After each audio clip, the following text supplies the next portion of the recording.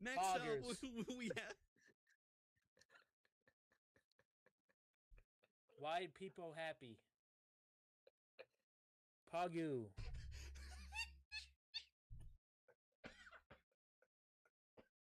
Weird chant. Four weird. Forehead. Oh god. Franker faces. Oh. Wowie. Why people sad. What else? Look at how red my face is. What else we got? Let me go on Twitch right quick. Okay. Why? Why do people happy? Keck. W, LOL W, Oh. XQCL. All right. The Acclaim promo now.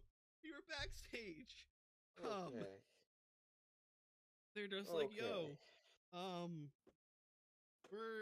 it's not gonna be a triple. It's not gonna be a No, normal. dude, we're gonna do a fatal four-way. Poggers, bro. Thanks for the fucking bits. Fucking damn it! Jump off a roof.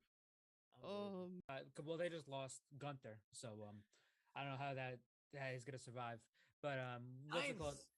But the Third Reich faction. That's the Imperium's gonna turn to the Third Reich now. But he posted a picture on Twitter with Sean Dean. He's got his castle. It says Justice on it. And then somebody says Hook is some fucking girl says on Twitter, Hook is what? Stokely, I hate your bald ass so much. And then Big Stoke on Twitter goes, wow, Hook will pay for his crimes. It was confirmed that there was a forearm fracture which required a cast. I am distraught. I rolled dice with my left hand, so I'm please don't make me sue this company, Tony Khan. Please, you know that a portrait of your father that's hanging in your office? Well, once I own this company, I'm replacing it with a big-ass photo with James Brown. Yep. Every time you see the Godfather of Soul sweating in a drug-fueled rage at the Apollo, you're gonna think of me. Sounds pretty miserable, bro. Do the right thing. Punish this little bastard Hook and write me a fat check. By the way, here's a photo of me with my best friend Al Sharpton. It means absolutely nothing, by the way. Blushing face. But somebody tweeted, he tweeted, Hook is a piece of shit, and then somebody tweeted this. Some woman, I dated a 5'8" guy who taunt every I dated a 5'8" guy who taunt every jacked. 6'3" bro he met until they pulled their first back to beat him up. Whereupon my ex would go, hey, come on. I'm a little guy. I'm just a little guy. No, it's just also my birthday. I'm a birthday boy. It somehow always worked. And then Stokely just quote tweets it. Fuck you. Tony Brown, but who the fuck's in the background? It's Hook. It's fucking Hook. And then he's getting twerked on by some fucking broad. My t-shirt money is now in the ass crack of some fucking stripper. So thanks, Hook. But I don't. But Jesus Christ, this is the greatest fucking thing I've ever seen. Clip it. Oh, but actually, hey, it worked out in the long run. I actually do hope they make another season actually, because I would love to see the American Dragon on Total Bellas start memeing on John Laurinaitis. You have live footage of John Laurinaitis in his living room calling somebody in his underwear saying, "Hey, bud, you fired." What did Max Caster say about me? Like I'm embarrassed the fact that I'm hosting a post show for this crap. I'm proud of you, Carl. I love this. We did our Valentine's Day post of Hooked on You, but it was mainly for Jamie Hayter and only Jamie Hayter. It's not right. It's not right. I'm trying to build an account and we get this bullshit on the account. Great. But also follow a simp account. Okay. Okay, but here's the thing, because those people, this is networking. This is we actually networking. Follow. You got it was a business decision. It's a business. It's a business. You have to follow these people. This is like following. If you want a stan account, you got to follow the other stans. And when you get big, you get rid of them. You get rid of them after that. It's over with. I open up our Instagram and the first thing I see is Pro Wrestling Simp, and I'm like, what is this? I don't look at that. I don't look at that stuff. It's a business decision because that guy promotes us, and then when we don't need him anymore, we toss him aside. That's what happens. Yeah, well, we got fucking slap it on a t-shirt and continue to use the move forehead. Unpretty. This guy just say I'll take fucking kill forehead. switch. What? This guy say forehead. You Yes, I did. did. You think I fucking wouldn't catch that? You think nobody on this program would catch that? But I did. For weird. You almost didn't. For weird. Let's be honest, you almost didn't. Weird champ. Weird champ. This is what we resort to here. All right, next up. Unbelievable. Five head. Next Poggers. up, we have. Why people happy? Pagu.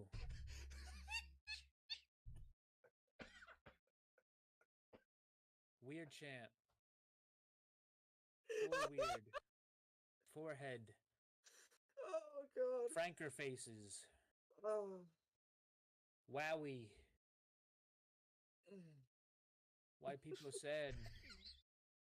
What else? Look at how red my face is. What else we got? Let me go on Twitch right quick. Okay. Why? Why do people happy? Keck. KW, LOLW, Oh. XQCL. All right. The Acclaim promo now. We were backstage. Okay. They're just like, yo, it's not gonna be a triple. It's not gonna be a Yo, normal. dude, we're gonna do a fatal four-way. Poggers, bro. Thanks for the fucking bits. Fuck, damn it! Jump off a roof. Well, they just lost Gunther, so I don't know how that is gonna survive. But what's it called? But the Third Reich faction. That's the Imperium's gonna turn to the Third Reich now. But he posted a picture on Twitter with Sean Dean. He's got his castle. It says justice on it. and then somebody says Hook is some fucking girl says on Twitter, Hook is what? Stokely, I hate your ball ass so much. And then Big Stoke on Twitter goes, wow, Hook will pay for his crimes. It was confirmed that there was a forearm fracture which required a cast. I am distraught. I rolled dice with my left hand, so I'm please don't make me sue this company, Tony Khan. Please, you know that a portrait of your father that's hanging in your office? Well, once I own this company, I'm replacing it with a big-ass photo of James Brown. Yep. Every time you see the Godfather of Soul sweating in drug-fueled rage at the Apollo, you're gonna think of me. Sounds pretty miserable, bro. Do the right thing. Punish this little bastard Hook and write me a fat check. By the way, here's a photo of me with my best friend Al Sharpton. It means absolutely nothing, by the way. Blushing face. But somebody tweeted, he tweeted, Hook is a piece of shit. And then somebody tweeted this. Some woman, I dated a 5'8" guy who taunt every jack. Oh wait, I dated a 5'8" guy who taunt every jack. 6'3" bro. My mic up. It's Wednesday, guys. You know what that means. It is time for your weekly dose of the Pro Wrestling Injection. Right here on the Sports Hit List. Right here on the Pro Wrestling Injection YouTube and Twitch. As you can see, Bless you. Thank you, Mr. Marathon, the one who ran the New York Marathon just a few days ago. And just got to yep, you got your medal put on. this on. So, like, what Put spot this did on. you come in? Because I know I was trying to look for you in a lot of the TikToks of the marathon. Like, I actually just got an email about this. Like, what was your time? 24,465th place. Okay. Hey, well, you weren't Like dead last. 5,000. You weren't 50,000. Yeah, you weren't Well, there I mean- when the sun was setting. So No, thank God. 'Cause You didn't if that would lose. have been the case, I did not lose. I lost in a way, but I won in a way by not being last. but yes, Mike is back. Yeah, just for I don't know if this is backwards, but No, it's perfect. On yeah, my so 429.12. I just told you the place out of screen. 51,340. Good shit. I beat my 2018 time by 12 seconds. Hey, there you go. That's what we call speed running. That's what we call a PR, baby. Yep. And actually, I gotta show this off. This is actually a really nice medal this year. This is probably one of the best ones they've ever had. Turn around. And then look at the. Nice. Oh, God damn it! Hold on. Well, yeah, because the reflection of everything. But Yeah, Yeah, I can that's see. the TV. Let me turn that off real quick. So here we go, and then we got the. oh wow, it even has your Mm. time on the. Wow, that's even. It's got some damn braille on it in case you go blind. Yeah, this you have to pay for separately, but it's only $28, and Oh, I that's was not just bad. like, absolutely.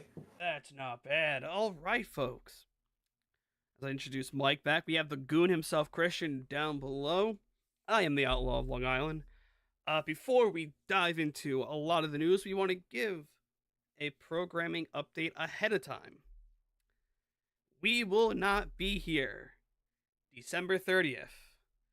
We will be at World's End, the entire crew, including Nick.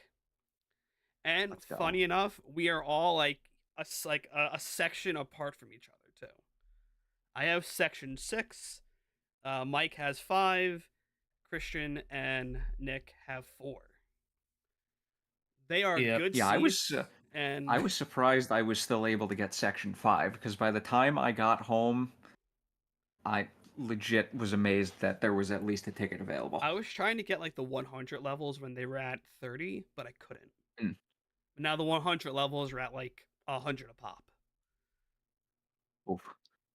And the section, Yeah, we did good. And our sections are like 300 to 500 a pop. So, Yeah, we did good. Good thing we Yes, we had did. pre-sale codes.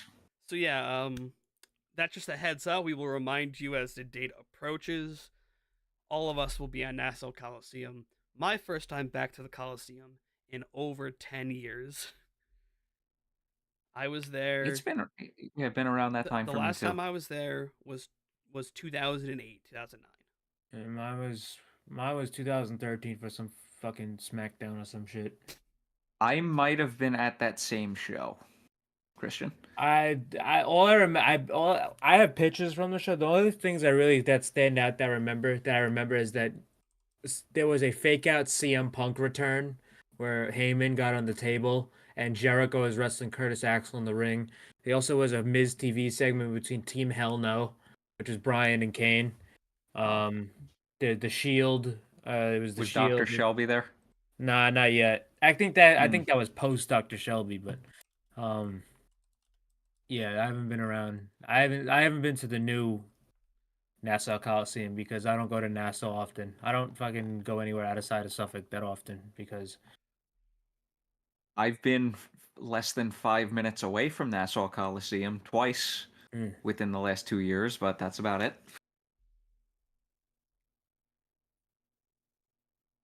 Had no reason to go there. yeah, none at all. So I guess getting into the news here. First off, there's a lot of women's news. There's a lot of stuff Yes. regarding the female talents in the world. First off, we'll start with Julia. Julia, obviously, one of the best women's wrestlers in the world right now, and she's currently the strong openweight women's champion for New Japan Strong. She beat Willow Nightingale for it, and she has been garnering heavy interest from WWE, and obviously they just brought back Kairi Sane, and Triple H looks like he probably wants more to bolster his women's division, so they're looking Apparently, for Julia. per like the Russell purists, Julia is expected at the Performance Center sometime this month. Well, that is actually in contention because there was a report by Meltzer that because Julia, I believe, is contracted to Stardom until I think February or March, and she wouldn't be able to go to the Performance Center until then, unless she has been granted permission to. Okay. So we don't really have a clear, like, we don't really know how that's gonna work because a lot of Stardom things are kind of out of the like realm of like people reporting on them because it's not as covered. But listen, that would be a major get for WWE. Julia is one of the best women's wrestlers in the world.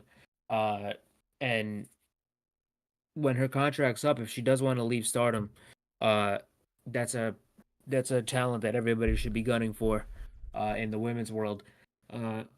Next up, we have Megan Bayne. Megan Bayne, she has been on AEW Dark a couple times about a year and a half ago. She was actually getting wins on Dark, so that piqued my interest. I knew about her before this. I was a big fan of hers. She's got a great character. She's got a great look. She's pretty good in the ring. She's not all the way there yet, but she's pretty good in the ring. Her gimmick is great.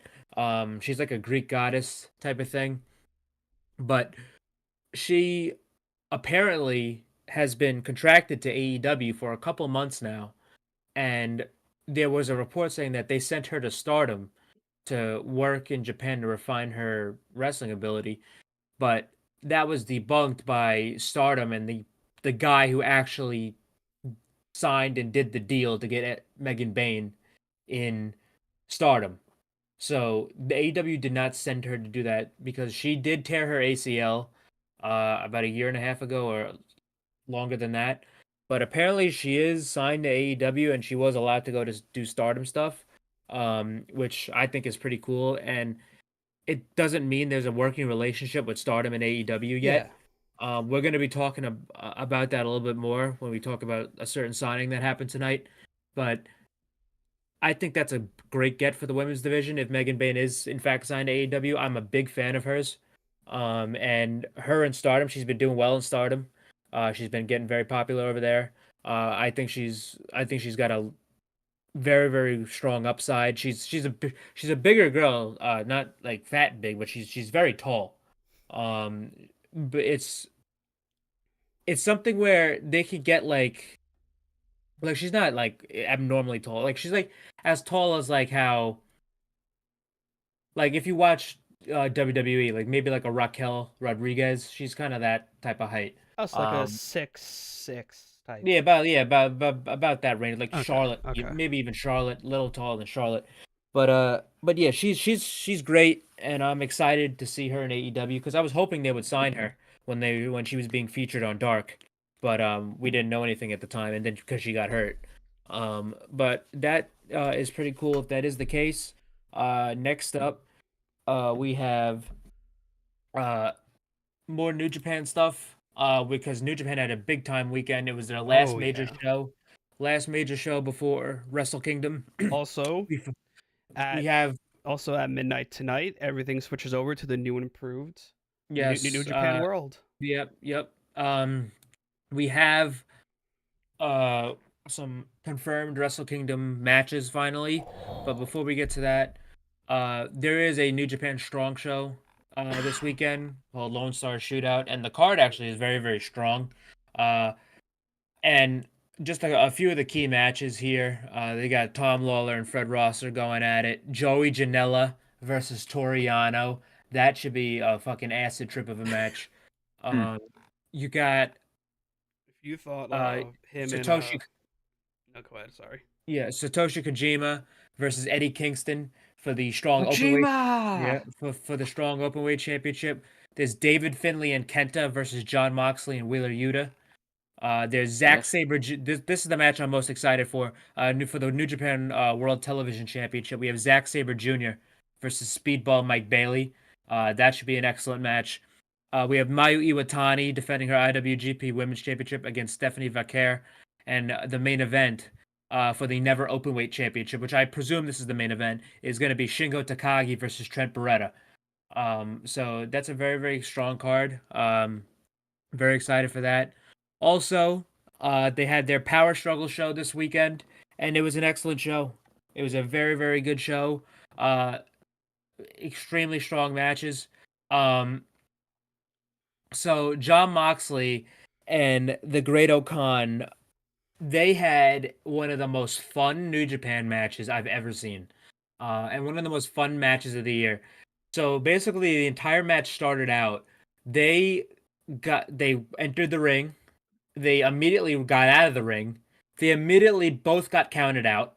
because they couldn't stop fighting on the outside. Moxley said, "Fuck this, let's make it a Falls Count Anywhere match." And O'Connor was like, "Yeah, sure." And then they proceeded to fight in the crowd and tear up the crowd for 15 minutes. I'm talking going in between people's seats, taking their chairs and throwing them across the fucking room. They're throwing them into each other. It's like they were Moxley was like fucking Moses with these chairs, and he was like parting the red chair sea. With Great O'Khan's body by throwing him into it. They were bleeding all over the fucking venue. They were throwing each other into shit. They were going up the stands. They were fighting right next to the hard cam. That's how far this went. They were bashing each other. This was so fun. And it ended with Moxley. He was bleeding all over the place. I think he was bleeding all over somebody's bag. I mean, this was complete chaos. He choked Great O'Khan out. To win the match, and it was just such a great match. You have 15 minutes and New Japan World. You got to go see that match. Well, don't you have to pay for that match too because it was the pay-per-view? No, really? The only pay-per-views you need to pay for on New Japan World are New Japan Strong pay-per-views and New Japan pay-per-views that are with Stardom. So if you own New Japan World, all the pay-per-views are free. I could have swore. Okay, well all the pay-per-views, all the mainline New Japan pay-per-views are free. I did not know that because when I was looking at this before, every New Japan pay-per-view that's either a New Japan Strong show in America, one that's tied with Stardom or CMLL or AEW, those you have to pay for. Okay, but I was regular confused. New Japan, if you have New Japan World, it's all free. Okay. But anyway, next up we had Never Openweight Championship match, 6-man championship match between Chaos, which is Kazuchika Okada, Tomohiro Ishii, and Hiroshi Tanahashi versus Team DK. This is a great match as well. They battered the fuck out of each other. Zach, I mean, obviously him and his boys, they came to play. But the real story was after the match. After the match, the lights went out and a video started playing on the Tron. And we had heard a familiar voice in Walking in the Woods. Who else could that be? None other than Bryan Danielson. So Bryan Danielson, he turns around. He has a whole patch over his eye. He's like, first of all, Okada, you broke my arm, then you broke my eye socket. And listen, you can't beat me. I've beaten you twice now. Obviously, the Forbidden Door, one of the tag team match. I've beaten you twice now. You can't beat me. And there's one place I need to beat you, and that is the Tokyo Dome, January 4th. I'm gonna break your arm, so you can never do the Rainmaker again. And that's how it ended. Okada accepted his challenge, and we have it confirmed. We have Bryan Danielson versus Kazuchika Okada at Wrestle Kingdom. January 4th in the Tokyo Dome. Bryan Danielson's going to be at the Tokyo Dome in Wrestle Kingdom for the first time. It's going to be very, very cool. I can't wait to see this. This is a marquee matchup for Wrestle Kingdom. This is must-see, and I can't wait for it. Bryan should be good to go by then.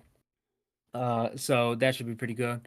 Next up, we had Catch 22, Francesco Akira, and TJP. They defeated the House of Torture, Show and Yoshinobu Kanemaru to win Super Junior Tag League. Hiromu Takahashi retained his title against Taiji Shimori for the IWGP Junior Heavyweight Championship, and after the match, named El Desperado his next contender. So that's going to be the match at Wrestle Kingdom. And the main event was for the IWGP United States / United Kingdom Championship between Will Ospreay and Shota Umino. And my God, if this for the whole year, it's been Kenny Omega and Will Ospreay at the Dome, and then Kenny Omega and Will Ospreay at Forbidden Door. This match here, in a year full of unbelievable matches, this match is the closest that it has come to beating. Not even beating. This match was on par with Omega Ospreay, in my opinion. This was a fucking masterpiece between these two. And the fact that Shota Umino is having these types of matches less than a year after he's back from excursion is unbelievable. This guy is this guy Shota Umino is the future of this company. The future. When Okada gets older and Tanahashi's done and Naito's done, Shota Umino is going to be Shota Umino, Yota Tsuji, Ryuya Uemura, Ren Narita, those are gonna be your guys that's gonna run this company. Shota Umino is gonna win countless G1s. Shota Umino is gonna win countless world titles. Him having matches like this, it's incredible. The spots, the match went 40 minutes. It was a 40-minute fucking war between these two. If you have time to watch it, and if you have New Japan World, you do need to see this match because this is a match of the year contender, and for some, probably the match of the year. I'm trying This to see was unbelievable. About Power Struggle. I can't actually watch it. You actually do have to purchase it. Really? Yeah. Do you have New Japan World? Are you logged in? I'm logged in. It could be maybe I forgot to renew my account, but yeah, because I'm on mine and it's completely there. I don't have to purchase it at all, so you might have to just renew because all New Japan pay-per-view should be free. All right. Yeah, you don't unless have to unless it's the strong shows or the Stardom stuff. But listen, you gotta go see that match. This is a must-see match. Will Ospreay did retain after 40 minutes. And just unbelievable. Even the promo in the beginning was incredible. He was basically begging Shota to beat him because he knows his days are numbered in New Japan. So he wants a successor. He begged him to beat him, but he couldn't do it. Moxley was out there in Shota's corner for most of the match, at least halfway through the match. And after the match, Ospreay retained. He retained, and he invited Moxley into the ring. And because the last time Moxley and Ospreay wrestled was at a New Japan Strong Show where Moxley won, but it was kind of a shoddy referee call because Ospreay's shoulder was up. Actually, no, his shoulder wasn't up. His shoulder was not a shoulder. His foot was under the rope, and it was like a shoddy call.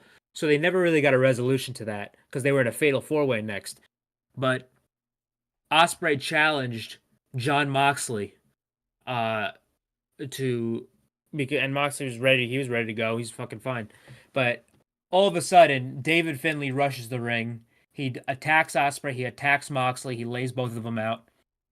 He takes the United Kingdom and United States championships, both of them, because Ospreay bought both of them. And Gato gives David Finlay this massive fucking mallet. He gives him this massive mallet, and Finlay just starts bashing the shit out of both these titles. I'm talking about the red United Kingdom, United States IWGP championships, which I don't know what the fuck it is about New Japan, why they have to destroy and get rid of the most beautiful belts. They did it with the IC title. They did it with the V4 World Championship. And now they're doing it with the fucking United Kingdom and United States titles. But these things are completely destroyed. They're in pieces. After the match, Ospreay goes to the back. He says, "Wrestle Kingdom, there's gonna be a triple threat for a new title." So I don't know if they're gonna bring back the IC title or just gonna rename it, or there's gonna be a new title. But we're gonna fight for a new title, and that match at Wrestle Kingdom, which I wasn't expecting, is going to be Will Ospreay versus Jon Moxley versus David Finlay in a 3-way for the IWGP United Kingdom / United States Heavyweight Championship, or whatever the new belt is. But that was the first match announced for Wrestle Kingdom. Obviously, we also had Kazuchika Okada and Bryan Danielson. We have Hiromu Takahashi and El Desperado for the IWGP Junior Heavyweight Championship. And the only other one we have right now is the IWGP Junior Tag Team Championship between Catch 22, Francesco Akira, and TJP versus Clark Connors and Drilla Maloney of the Bullet Club War Dogs. So those are your confirmed matches for Wrestle Kingdom so far. But that's very interesting about Will Ospreay and David Finlay. I think the only reason David Finlay is in that match is because Will Ospreay isn't signing. I think that match is designed and structured for them to get that belt on Finlay and for them to get that belt off Ospreay. Have an AEW guy in there. But now where is Will gonna go? Well, we've been talking about that. That's been the door of 2023. WWE is willing to move heaven and hell for this guy. And so is AEW, and so is Impact, and so that's how you negotiate. But I will say this about Ospreay and the negotiation. He's been teasing shit on Twitter. After Seth Rollins retained against Drew McIntyre at Crown Jewel, eyes emoji. He did the eyes emoji to Seth Rollins, and Rollins responded, "The water's warm." Then the next day, he goes on Twitter, or he does an interview saying, "AEW All In was one of the coolest things he's ever done, and he would love to do it again." So it's he knows what he's doing. He knows what he's doing. So he's obviously pulling the Randy Orton. He's like trying to like hedge his bets. Meanwhile, AEW never had legitimate interest in Orton. Well, yeah, like Randy Orton did that to get a better contract, and so did AJ Styles, and they're smart for that. I would do the same thing. The Young Bucks literally did that too. But with Will Ospreay, if he goes to WWE, he's going to get paid a lot of fucking money. Oh yeah. And him and his girlfriend Alex Windsor, they're open to the idea of moving to America. He said this in a new interview. He's open to it. He's more open than he used to. And that's the same for AEW. However, he would not be able to work New Japan. He would not be able to work Impact. He would not be able to work GCW. He would not be able to work certain indies. He would not be able to work Rev Pro if he went to WWE. If he goes to AEW, he's going to be allowed to work wherever the fuck he damn well pleases. If he wants to create his own fucking indie or his own school, he could do whatever. He's going to be able to do whatever. So that's the two things he has to weigh. There's family stability in WWE, a big platform. And then there's AEW where he can literally do whatever he wants and still be on a big platform. So it's not something we need to really focus on in November because this is a February issue. And it's not going to really be two bidding wars of 2024. Well, to me, this is the real one because as far as I'm concerned, MJF is there's no part of my being that thinks MJF is not under contract right now or sign an extension to some degree. Is what I mean. Yeah, is what I mean. There's no shot that fucking he didn't sign something, and then they put the title on. Yeah. But yeah, this is going to be the real one, and this is going to be a big one, because this is probably the best wrestler in the world, and don't put other shit. I do not put Impact, and do not put New Japan, and do not put obviously WWE and AEW in there. So it's mostly Impact and New Japan. Mm-hmm. Do not put that shit out of the question. That's obvious that there's that's viable places for him to go. If fucking Impact, well, TNA now wants to make a splash and wants to get viewers back, they've been doing interviews saying they would love to sign CM Punk. They would love to sign Will Ospreay. Who wouldn't? If you're an Impact. If you're an Impact, that's the best thing you could probably do. However, this is a guy with the new family. His body is not. I mean, he's still the greatest, but his body. He's self-admittedly saying his body can't do certain things anymore, and he wants stability. So it's up to him, and I'm gonna follow him wherever he goes because he's the fucking best. Yeah, him and Kenny. It's like what I said with Kenny when we were talking about Kenny. Maybe jumping. But anyway, that's the lowdown on New Japan right now. We're going right into we're speeding ahead into Wrestle Kingdom season. The next shows are just Road to Wrestle Kingdom shows. So it's not there's gonna be guys jumping back and forth. With Ospreay not wrestling Omega at the Tokyo Dome, what I presumed would happen, that opens up a lot to see if they do the last match. If he has it in mind of where he's going, I could very well see them doing Omega and Ospreay at World's End if they want. Number 3, they could do that because it's not happening at Wrestle Kingdom. That shit into my veins. They could do that at Revolution. No. Do it. But if he has an idea that he's probably going to sign to AEW, that match probably won't happen, because they could save it and actually make a big gigantic story of it, with the Don Callis family and all that stuff. but it's something to think about. That's the main New Japan stuff. There's going to be a lot more to come out of for Wrestle Kingdom soon. I presume AEW's involvement isn't done with Wrestle Kingdom yet. Oh yeah, of course. So, not. We'll see. Is that it for like the main baseline news and everything? 'Cause I got one That more and thing. the last thing I wanted to speak about was the CW Oh yes, network. yes. The CW network has inked a deal starting in October of next year. They're going to be getting NXT because it looks like NXT and Raw and NXT are going to be moving off of the USA network. They CW was SmackDown supposed to get SmackDown is moving off the Fox network, so that's going to be shopped. But actually, I think it moved already. I think it's but moving back to USA. No. No, actually, no, it hasn't. No, they're moving off of Fox, but we don't know where it's to yet. I I'm believe. aware of this, Mike. I follow her on fucking Twitter. But You heathen. what's it called? It's not my fault. That's the first thing that popped up when I opened it. Jesus. Raw is probably, in my opinion, I think I could see Raw going to a streaming service. Not like a streaming service we would have to watch it like how Thursday Night Football works on Amazon.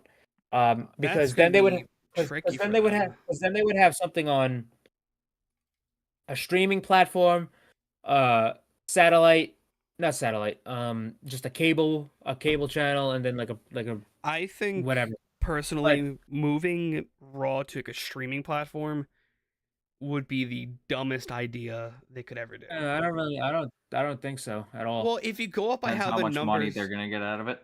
that It and depends on how also, much money, and look at fucking Thursday Night Football. but you also have to realize too that not everyone Real wants to matchups. pay for a streaming service. Not everyone wants to shell out $10 No, a month you don't for have Peacock. to pay. You don't have to pay for a lot of these streaming services for live television.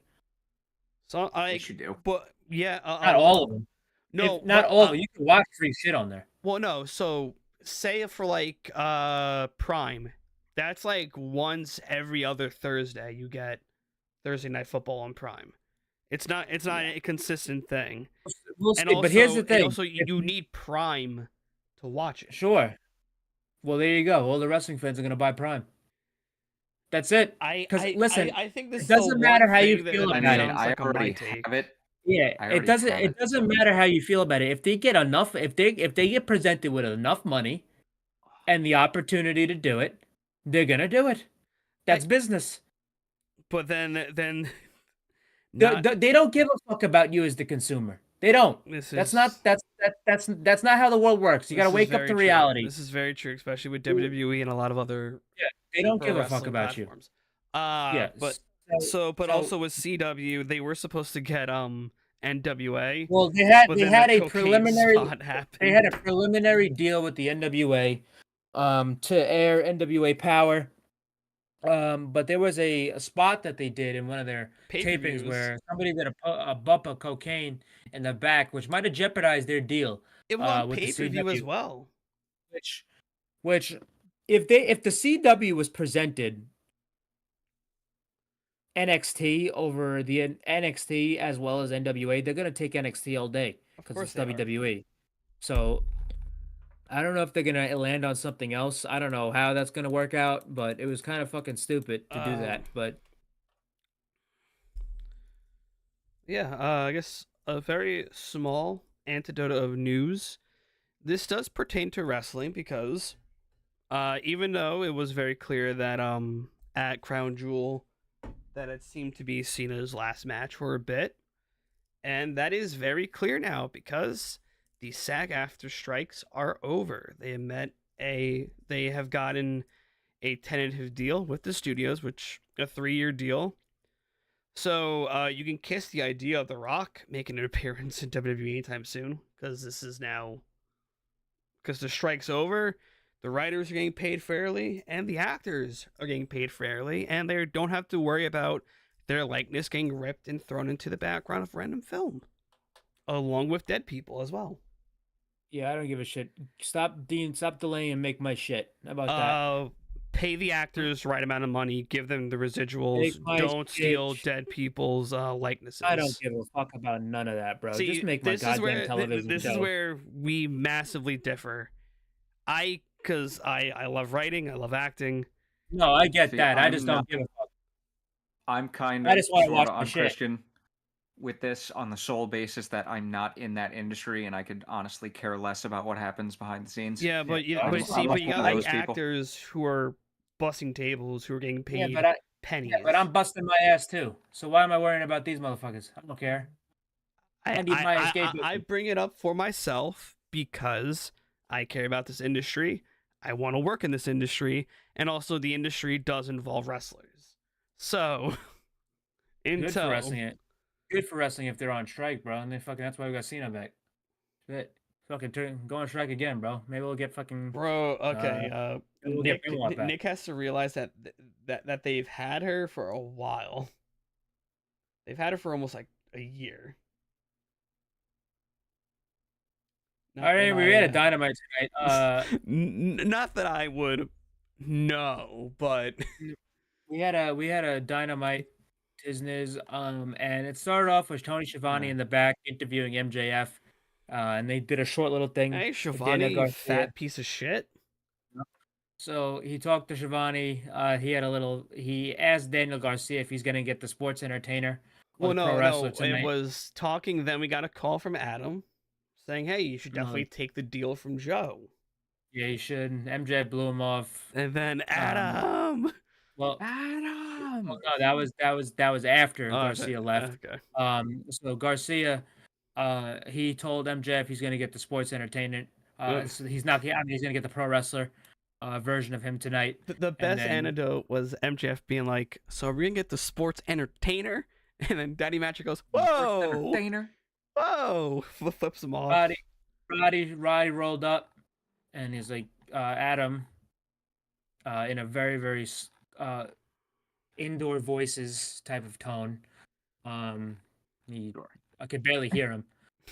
He said, Adam, and he's like, dude, I'm a wrestling legend. And Adam Cole is like, you know what, fuck this. And he hung his ass up, and he was not right.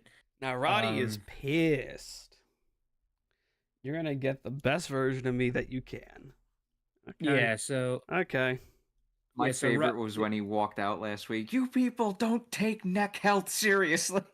Yeah, I mean, this guy is a fucking asshole. This guy is a fucking asshole. I saw. This guy is great. Never in my life would I thought I see MJF take a neck bump on the apron from Kenny Omega, but then I saw that like a few weeks ago. Absolutely insane. But so we kick off Dynamite with MJF versus Daniel Garcia. And what was a very good match. Very, very good match for the world title. Happy to see Garcia. Happy to see Garcia get a big spotlight like this. Obviously, MJF wanted probably to do this as well, and he put him over big time. Even though Garcia lost, he put him over big time, even into the lead up of this match. And I really enjoyed it. A lot of ring psychology, a lot of work on the arm, work on the knee. Just great stuff here from these two. At the end, they continued the storyline with Daddy Magic and Cool Hand Ange. Them having a frayed relationship with Garcia. Them trying to stop Garcia from shaking MJF's hand. Hey, I'm happy that we're back on this trajectory of him dropping the sports entertainer stuff. I'm happy with that. That's like one. Yeah. I love. He's gotta keep the dance though. I love the dancing. I think he'll keep the dance even if he's a pro wrestler. Yeah, he's gonna keep the dance. That's what got him over. You better keep the dance. Better keep the fucking dance. Yeah. So, that's gonna be cool. To see. Because when Garcia finally breaks away. Next up we had a Mark Briscoe and Jay White video package, just promoting their match. For later, it was actually cool footage they showed of Ring of Honor back in the day when Jay and Mark would wrestle Jay White, because when Jay White was on Learning Excursion, Young Lion Excursion from New Japan. He did go to Ring of Honor for Excursion. Back when Jay looked like a mole rat. Yeah, Mm. so that was when he was on Excursion. So it was cool to see that footage. I haven't seen that in a while. I do remember Jay from back then. But anyway, after this we had Sting and Darby Allin versus the Outrunners, and this is just a job match to get Sting. They this was just a promotional match for Collision, because they do have a big match on Collision Yes, they against have. Lance Archer and the Righteous. Which is I'm happy that they're putting that as a group. Yes, actually, that's a very intriguing group.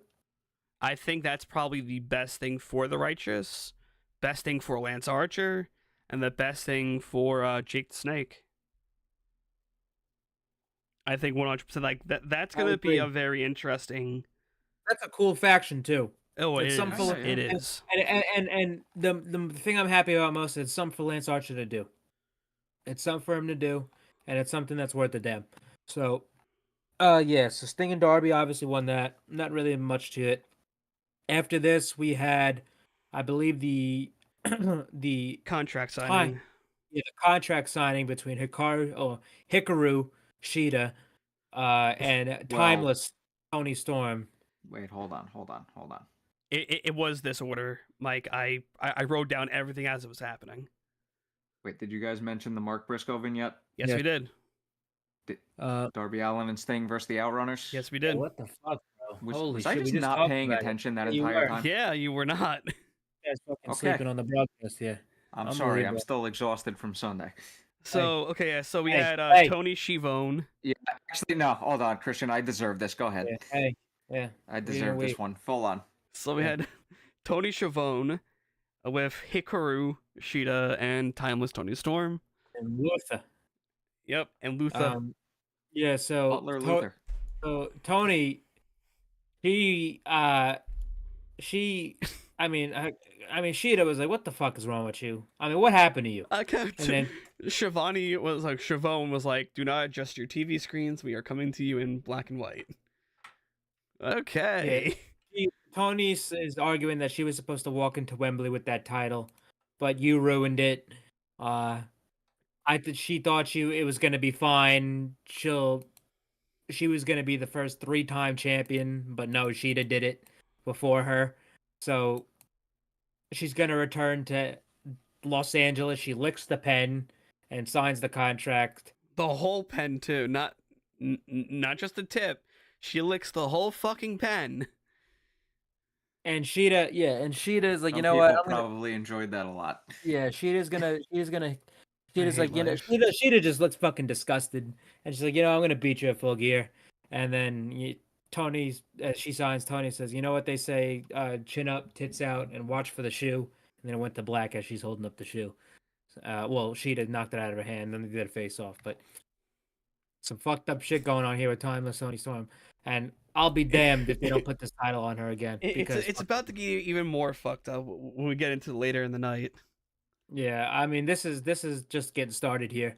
But anyway, next up we had Swerve Strickland versus Penta El Zero M. With This Hangman match was barred fucking from awesome. ringside. Yes, with Hangman Road. This was an excellent match. This was awesome. Fucking awesome. This was a great match between these two. I don't think these two have wrestled since Lucha Underground. If I'm not mistaken, when Swerve was Killshot. I think they might. Did they do something in the tag teams with him? Like the They- Lucha Brothers? They might have, but this was definitely the first time one-on-one since Lucha Underground. But anyway, this was an excellent match. Swerve is just on another level right now. This is the best Swerve has been in his entire career. He's doing the best work of his career right now. His in-ring work is incredible. His character work is great. His promo has been very, very good. Penta obviously is just one of the most solid guys on the roster. They gassed up the story in this match of Swerve wanting to steal Penta's mask and take it away from him and reveal Penta's face to the world. But That's not the first time someone's done that, but okay. Yeah. But he didn't want That's to. kind of already happened. He didn't let it happen. Swerve ended up picking up the victory here with the Swerve Stomp. Such a and okay, so yeah, so then after this, Hangman comes out. Well, he started taking off Penta's mask, while Nana was dancing in the ring. But then here comes Hangman Adam Page with a steel chair. He's beating the shit out of Swerve. He didn't. He went after him on the stage, and then gave him a fucking dead eye through 2 tables on the outside. So I think clearly right now, after Full Gear, it's not over. I personally, this is me being personal, like, and we haven't gotten a lights out match in a long time. Their final match has to be a lights out match. Oh, absolutely. I think this would 100% warrant it with the way the story's been going. I think it's either. I think there's either 2 circumstances. I think Texas Death or lights out. Well, no, not even that. I think this completely warrants a lights out, and I think that's what's going to happen. I don't think no, because I don't think that's going to be the pay-per-view main event. Because I think MJF is. There's no way MJF's not going to be in that main event. Yeah, but I think it's probably going to be like a. I'd bank on Winter is Coming as probably the blow off for this, because that's a major Dynamite show. And that's what Hangman has had his has been given his flowers 10 times over. I could see either a lights out match or a steel cage. I think lights out is more warranted. I'd rather have the lights out, but I can see a steel cage. Since mostly because Hangman, I mean Swerve has been running away from Hangman and shit. And he can finally get him in a cage, so like a crib, just like how his son was, so they can finally hash it out in there. But we'll see. We could also do this. This was one of my favorite stipulations in WWE and WWE video games: the 3 stages of hell. Have like a 2 out of 3s, but each one is a stipulation. So first one, say, like a last man standing. Second one, then a steel cage. Then the last one, something more horrific. Yeah, I mean that'd be cool, but I think they'd probably just handle it at lights out. Well, like I said, like we don't know like fully where this is going, but most likely it is a lights out. But I personally would love a 3 stages of hell. Yeah, the last time I saw 3 stages of hell, I'm pretty sure that was Gargano and Ciampa. It was either Gargano and Ciampa or Gargano and Adam Cole or something like that. I think it was either those two, and it was really good as well. Yeah. But anyway, Swerve and Hangman, obviously they're gonna have their second match at the pay-per-view. I could see a stipulation being added to it. That's what I was thinking, but I'm not sure. But because this is a major fucking beef going on right now, so we'll see. But anyway, after this we had a backstage promo between the Bullet Club Gold with the bang belt. Jay White is just basically just talking about his match later on against Mark. So after this we had a hype, which is the tie-in that was announced for AEW and Sega for the Kota Ibushi, Golden Jets and Big Show match. Yeah, this tied into the Yakuza game. They had on the apron, which they actually call Like a Dragon now, because they wanted to get away from the Yakuza name, apparently. Yeah, because sometimes the Yakuza gets fucking upset. But anyway, after that though, Renee in the back with Jericho and Kenny. This is like, I fucking love this. So they're kind of talking, and then the Bucks come up like, "Hey, we have to go change with the extras in the broom closet because Jericho's bag is just too big." Yeah, for our locker room. Yeah, so the Bucks are complaining about Kenny and being friends with Jericho, and he's like, and they're basically saying like, if you want to do this tag team thing all over again, we'll do it. We'll fight you, and if you guys are down for it, we could fight you at Full Gear. Which I'm actually surprised, because I thought it probably would have been something along the lines of Kenny and like Takeshita again. But they're gonna handle that.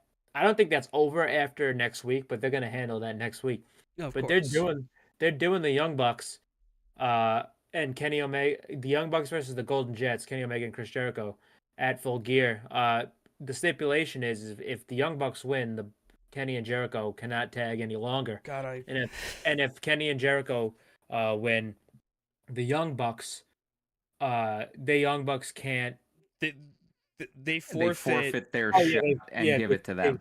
Yeah, they forfeit I their hope it's the title former opportunity. over the latter. They forfeit their title opportunity that they earned at Wrestle Dream, and they give it to Kenny and Jericho, which I think that most likely what I think is happening here is that there's two ways this can go, where Kenny and Jericho go wrestle Ricky and Big Bill, and they could do stuff like they could keep this alive, or they could have the Young Bucks break these two up, and then the Don Callis family comes in and says they use that to their advantage, where they fight them singles or in other means where they can't tag together anymore.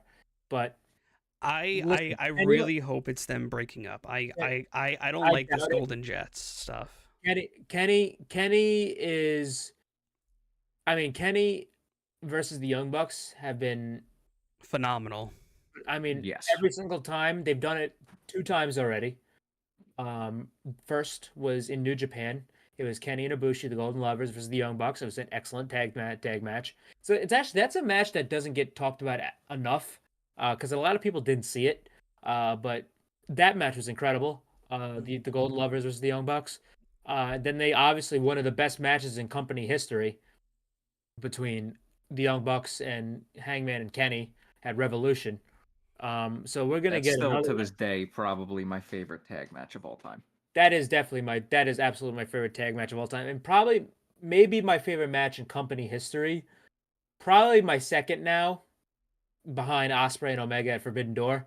But it's this. That's fair. I mean, I'm very very excited for this because it's Kenny and the Young Bucks. I mean, obviously the chemistry's there; they're best friends, and they're gonna go fucking crazy together. So I'm very excited for this match. I don't think they're gonna break them up. I mean, we still have build to get through, so there could be stuff that's resolved, or there could be stuff that's added that makes the outcome maybe a little bit more predictable. But I don't see them breaking up just because I don't see them as finished with the Don Callis family after next week. I don't think they're finished at all. And I don't think it's like a thing where the Golden Jets are going to go win the tag team titles. They very well could, which I don't think they should, because I think the tag team to take the titles off Big Bill and Ricky Starks should most likely be a sole babyface team that could probably use it right now. Or they could just put it on FTR again, because it's a very heel-heavy tag team division. So there's stuff to think about with that, but I think this is fine for a pay-per-view match. I think this is very. I didn't have a fucking thought that this was gonna happen. Obviously, the Bucks are going heel again. I'm so happy. The Bucks are such good heels. The Bucks are absolutely going heel. Jericho even used the fucking common argument that people use on Twitter that don't know a fucking thing, calling them about like children, and petulant children during the Punk stuff. He used that insult at the end of the promo. So they're obviously diving deep into this. So we'll see how this goes, where the build goes. This could go either way right now, but we'll see. Yep. After this, we had Keith Lee versus Keith Lee on his Samoa birthday Joe versus Samoa Big, Joe. meaty men slapping meat. Yep. This match didn't go as crazy as the Miro Powerhouse Hobbs one, though. Oh, Yes. So this was for the Ring of Honor television title. Joe did end up passing Jay Lethal as the longest reigning television champion of all time. So that happened last week. But this was a big meaty men slap and meat type match. Big hoss fight. Very, very happy to see Keith Lee in a singles capacity again. Which he should more regularly, that or Collision. But this was a great match. This was a battle between two former NXT champions. It was something that we never got to see in WWE. There's like two ships passing in the night. Never happened. But I really enjoyed it. It was a big hoss fight. A lot of chops, a lot of big men maneuvers, a lot of agility showcased by these two. And just a great match. The match ended with a Coquina clutch from Samoa Joe. Samoa Joe put him out. And after he gets on the mic and he ends up vacating the Ring of Honor Television Championship to solely focus on going for the AEW World Championship again and MJF, which, first of all, give a hand for Vacant. Vacant's having a fucking career year. A career year for Vacant. But isn't there like a even better than last year? an ROH title match scheduled for like tomorrow? No, because it's for today. Okay. But no, Vacant is having a fucking year for himself. I mean, holy shit. Or you could- herself. Themselves. No, because it's a man. Because he's in the ring with Samoa Joe, and it's a man's title. Playing that shit here, fucking. Anyway, yeah, there's a title match in Ring of Honor. It's Dalton Castle and fucking Okay, Eddie. yeah, I saw like some title match graphic. I thought it was Joe versus someone. Yeah, but anyway, Vacant, he's having a fucking year for himself. So give it up for Vacant. But anyway. Oh, okay, never mind. Ayo, World's End just surpassed 5,000 tickets. Nice. Only But yeah. 1,000 remain in the upper bowl. But that was a big time thing. That Joe relinquished the title, so that should be a thing for the next Ring of Honor show. Ethan Page tweeted out a picture of the Ring of Honor television title, so it looks like he's going to be aiming for that. There's probably like a tourney, I feel. There has to be a tournament for it. Maybe. But after this, we go backstage with Orange Cassidy and Hook. Orange Cassidy says, like, Mox, you said I overlooked you. I didn't overlook you. I just don't care anymore because I have not overlooked you since the moment you left me, like, in a pool of my own blood in Chicago. I didn't pick up the scraps with Ray Phoenix. I picked up what you lost. So it's pretty much just like it was hype for the match that's coming next week, which is going to be Mox, Wheeler Yuta, and Orange Cassidy and Hook. Yep. After this, we had the Bollywood Boys versus the Guns. In a blink and you'll miss it match. I looked away for a second. This was a match to set up a promo. The Guns, they cut a promo on MJF, and whoever tag team partner he finds to wrestle them at Full Gear. But so they were just hyped up for that match. At this, we had a promo from Wheeler Yuta and Jon Moxley, and saying that next week we're gonna be in LAX. As soon as you get off that plane, it's gang warfare. You bring whoever you want. Let's do it. So the way I interpret it is, first, like, this motherfucker's gonna roll up on him on the airport. I'm gonna film it. I'm like, that would be fucking sweet. That's gonna be very hard though to like properly film without fans being annoying. Not really, because Oh, fucking well, you probably have to block out. LAX, that's a fucking daily occurrence. I wouldn't if put you it give on that, but yeah. If you give them enough notice, they can block a small portion of the airport out and take it down within like 2 minutes. Yeah, I doubt it's gonna be at LAX though. But after they announced the match, I'm like, all right, probably they'll just do it at the show. But yeah, so do it in their. They challenge him to that. Just do it on their way to their car. Go into the hotels, beat the shit out of them outside. After this, we had a vignette from Wardlow, which I thought this was excellent. I thought this was very, very good. It showed him training. It showed him with his history of MJF. He spoke saying, for my entire 3 years in AEW, there's been a foot on my throat, and they showed MJF, and my potential, and how you don't know how bad it feels for your potential to be wasted. So they're bringing in one of the biggest complaints about AEW's booking when it came to Wardlow. And the biggest online chatter is that they've wasted his potential, and they're going to use that. So, I like that. Because there's no shying away from it. One of AEW's biggest blunders was the booking of Wardlow post-MJF. Yeah, the MJF flight shit and what happened with that. That certainly did not help him. That took the wind out of the sails. That didn't help. That didn't help, but that's no excuse for the 6 to 9 months after. Yeah, that was kind of the start of it. It was Yeah, it was the the start, flight. but there's nothing that good booking can't fix. Well, see, it was the flight and it was the promo, the Wednesday after. Well, I'm That kind not of like even. immediately would- took. Fucking Mark promo. Yeah. Well, no, I wouldn't even say that because that was all on MJF. Yeah, because MJF is still going to be the bigger star than Wardlow, but Wardlow. Yeah, but the issue is like Wardlow was supposed to be the big talking point coming out of that, and it was the complete opposite. Well, yeah, but that was only going to last how long? But my main issue with it was his TNT title reigns were fucking abhorrent. Because they gave him QTV. Well, no. His best match was probably against Brian Cage. No. Which was a very good match. Yes. But what I'm saying is that whole first run he had with the TNT title, it was nothing but squash matches. He was not having any competitive matches except for the one with Brian Cage. Then he lost it. Then he got it again. And then he lost it. And then he got it again.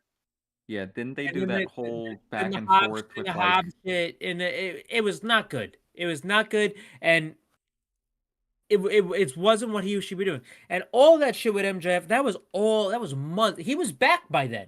So none of that shit was even mattered. The booking of Wardlow at that moment and in that time period with all the TNT title reigns and all that shit, it was not good. It was not good.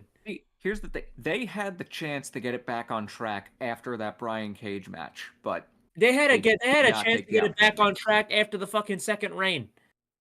It did. They missed opportunities. And it was just it was not good, but they're going to use it here and he knows it. He's conscious of it, which is good. And they're conscious of it, which is good cuz fool me once, shame on you, but the one this shouldn't happen again with him. Yeah, of course. And obviously he's coming after MJF and he's not happy. So I'm glad that they're actually conscious of it and they're going to do right by him presumably with this next run of Wardlow, which this needs to be a complete rehabilitation of his character. No, doesn't matter if he's a heel, doesn't matter if he's a babyface, just fucking rehab him as a character. Anyway, after this, we had Julia Hart on her 22nd birthday, another birthday on this show, versus the returning Red Velvet, who we haven't seen in 9 months. She was out with a knee injury. Feels like longer than that. It does. I think she was off TV before she got hurt. So that's probably why she probably got hurt on like a dark match or a Ring of Honor or whatever. But yeah, listen, she looked good in this match. She looked pretty good in this match. She didn't look like she missed a beat. Julia looked good. She hasn't wrestled in like a month because she had her wedding and her honeymoon. She looked good because Julia has been one of the most improved wrestlers, certainly in the women's division in this company. Oh yeah. But Julia looked good. Velvet looked good. And yeah, for two young wrestlers like this, for them to both look this good, that's a good sign. And with Red coming off of 9 months of it being inactive and Julia having a month off, this was a lot better than I expected it to be. It's a very good match between these two ladies, and I'm happy that there's more depth in the women's division. Because a lot of the complaint about the women's division was there's no stories or there's no meaningful stories outside of the world title picture or the TBS title picture. But there is stories out there. They're doing stories now outside of the titles. Yeah, the titles are obviously going to revolve around everything, but they're still doing stuff where it's outside the title. After the match, Julia won with it was what Chris Statlander is pushing for people to kind of air their grievances more with the not air their grievances, just talk about it more. Ideas. No, I mean that's all wrestlers. It's just say if you like something, say it, and they'll give you more of it. That's it. A lot of people have this notion of AEW doesn't give a shit about women's wrestling. They don't fucking. Well, they don't want to. It's not that I'm saying that. It's like, but it's overall it's the general discussion of like you're only giving the women like 1 to 2 segment matches, and you're giving them like 2 slots of TV time, 3 if you include tonight. But like, I think it's just like people want more women's matches on the show. See, that's the thing about Granted, hold on, one sec. Yeah. Granted, like for a while that was warranted because when we did get that extra segment or two, we would clearly see why they were getting as limited TV time as they were. Yes, and what I would say to that is, like, what with the criticism is like with the one women's segment on the show, I never really had that much of an issue. Would I turn up my nose at another women's segment? No, I wouldn't. But I would want it to be something sustainable and something that is worthwhile because yes, I understand. I'm not saying the women are bad because they're far from it. But there's no way that I'm going to sit here and say, would I rather see a Jay White match or a fucking somebody, Samoa Joe, Sammy Guevara, somebody's match? But that also stems from personal bias. Well, no, I'm saying like over like a match between Marina Shafir and Julia Hart. It's like they're not established. It has to be if the women. That's what I want. That's what I'm trying to get at here. Establish them. Put the establish. You have to work at establishing women, and that's not going to happen unless they're on the show. However, to build an establishment, you have to have established women first, and they haven't.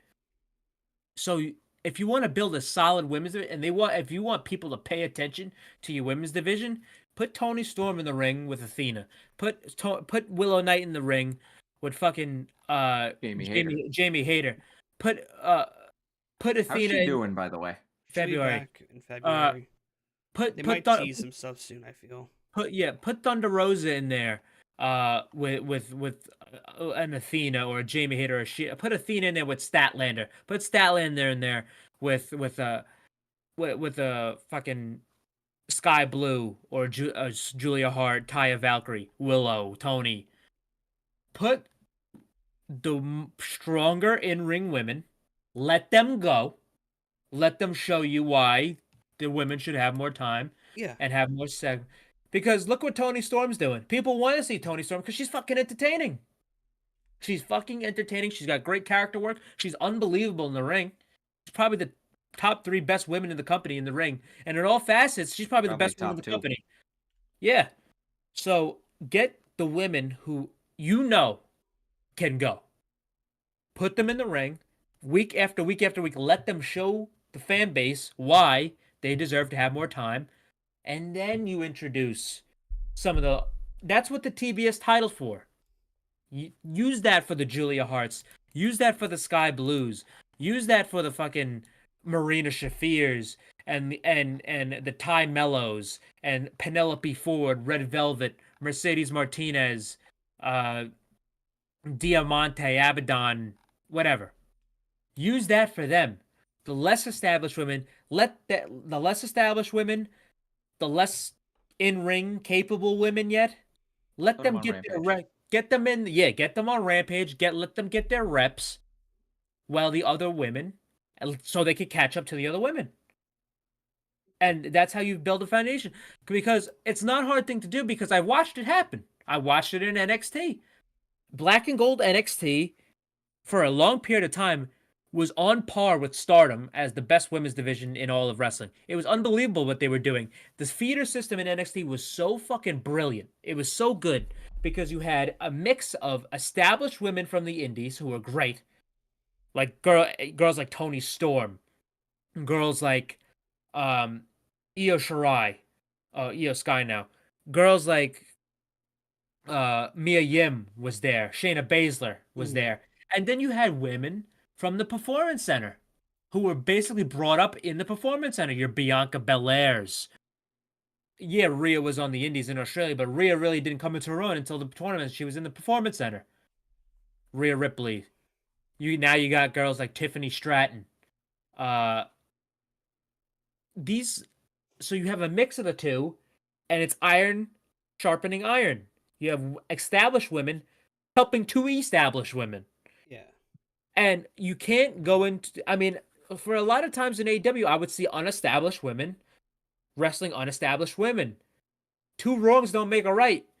Put somebody in there with. This is what my favorite thing about Julia is right now. They put Julia in there with Statlander. They put Julia in there with Willow. They put Julia in there with fucking Tony. They put Julia in there with fucking. I mean, early on before she was the gimmick changed, that she was in there with Shida.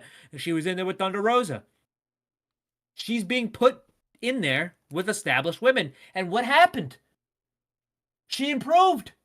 Yeah. Julia Hart is better, and she can hang with them now. Anna Jay, the last time she had a fucking title match on television with Hikaru Shida, I was fucking sitting here on this show bewildered because I'm like saying, what the fuck happened? Anna looks great. Cause why? She had reps against established women, and now she's in there with an established woman as an established woman herself, and she's doing better. Yeah. So that's all they need to do. But anyways, after this match, fucking Julia put Sky Blue is Velvet in 100% the Heartless. turning on Statlander, by the way. She put her in the Heartless. Sky came out to stare her down. Statlander and Willow came out. Willow got in between them. No. Blue was- Statlander got in between. Yeah, Statlander got in between them. Blue, she's most likely turning. Yes. That match is definitely going to be Sky Blue and Statlander at Full Gear, unless they do, like, I could see them doing a multi-way, like maybe a three-way or four-way with Willow and Julia involved, in some capacity, just to get more women on the show. So we'll see how that shakes out, but that's still going. And after this, we went to RJ City, who revealed the newest signing of AEW, Mariah May. We've been talking about her for a couple weeks now. We're waiting on her on her debut because it was imminent. And here she is. Mariah, she explained she's from Japan, she's from Stardom. She's a British girl, she was on the British Indies. But she's saying, I came here to follow in Toni Storm's footsteps. Toni went to Japan, she went to Stardom, she became a champion over there, and now I followed her to AEW. And then the only step she skipped was getting pied in the face by Charlotte Flair. That doesn't count. That didn't happen. Hey, she referenced it, so it happens. You did. Yeah. So it happened. So Mariah, she's very, very excited about being in AEW. RJ tells her, well, Toni just left, by the way. She's like, wait a minute, you know Toni Storm? You know Toni Storm? It's like, I could introduce you to her next week. I could show you her. I could bring it to you. And she was so happy. She kissed RJ. She was freaking out. She was fucking getting hot and shit. But this is exactly what was reported about a month ago, that Mariah is going to end up in some sort of group or little thing with not little thing, but she's going to be involved with Toni. So what she is probably going to be here is she's going to be Toni Storm's biggest fan. She's going to be Toni's groupie, and she's going to be not Toni's minion, but she's going to be like Toni's student. Toni's going to teach her how to be timeless. She's going to put her through the paces, and I guarantee you that's how she gets the title at Full Gear. I think Mariah gets involved and costs Shida the title. But Mariah, her nickname is the Glamour. That's her actual old nickname. She was the Fighting Princess in Stardom, but that's obviously more Japanese than anything. But her nickname is the Glamour. So you have the timeless Toni Storm, and you have the Glamour Mariah May. It even says it on her All Elite graphic. So Mariah is All Elite. This is a great signing for AEW. She has a lot of potential. Obviously, this company has a great history with women who had time in Stardom. Jamie, Toni, girls like Riho, Emi, Yuka, Cheetah. But this is just, I mean, there was interest from other companies, WWE as well. But Mariah, she should be very good. She just had the best run of her career in Stardom.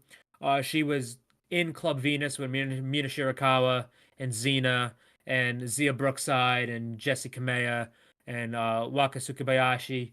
And that was that great little faction they had. It was almost like a female version of the Bullet Club. Like a foreign-based faction in Stardom. But she really came into her own in Japan and in Stardom. And I've been following her very extensively back when she was there. And it was kind of weird because I saw her on Twitter. And I just saw her just like I didn't know who she was like about 2 years ago, and I just started following her just to see just to keep tabs. I do that for a lot of wrestlers that aren't familiar with. I just follow them just to keep tabs on them. But then Mariah started getting hot in Stardom, and then I started really paying attention to her and all this club and all the Club Venus stuff. And I didn't really expect her to land in AEW anytime soon, but she did, and she's here now. She's very, very good in the ring. She's seasoned now, and very excited to see what Mariah does with Toni, because she's automatically being thrown into the top act in the company when in regards to the women with Toni Storm. So very excited to see what Mariah does next week, because she's probably gonna. They obviously said that she's gonna meet Toni next week. Yep. I also I tuned out halfway through there, but I understood a lot of it. Mm-hmm. But it's done. Not as bad as me earlier, apparently. Yeah. You missed 2 segments that we talked about. Yeah, I don't know where the hell I was. It's time for the main event. There was before nothing that, after this. Well, before that, just the Rampage lineup. We bastard. So we have Collision as well. We have first off, we have a fucking great match. Also, isn't Collision on Friday this week? Is what it? I saw. Let me check the. Is it? No, it'll be next week because it's the pay-per-view. Hold on. Next week because it's the pay-per-view. Okay. Yeah, I'm like, okay, nope. Actually, it's Friday the 10th. Oh, really? I'm looking at the graphic for Sting, Darby, and Copeland versus Lance Archer and the Righteous. For Collision, it's Friday, November 10th. I think, right? No, wait, listen. This graphic is so fucking confusing, actually. Yeah, it's Friday. It says it right there. Friday. But also underneath it says Saturday, 8/7 Central. Okay. Oh, I see. Okay, yeah, no. They're filming it. They're taping it on Friday, and it's gonna air Saturday. Okay. Next week, it's live, I believe. Yeah, you can see why I'm so confused by that. Yeah, next week. Yeah, next week it's live. But anyway, Rampage, we have FTR versus Commander and El Hijo del Vikingo. Fucking dude, all right. Shit. Okay. Sign me up. Sign me up. Oh, that's right. After we talk about the lineup, I gotta talk about the picture that was posted from MJF with the generational talent. We did talk about the lineup because I'm pretty sure that was the only thing announced for Rampage so far. Well, okay. On Twitter, MJF, I believe he's the one who posted it.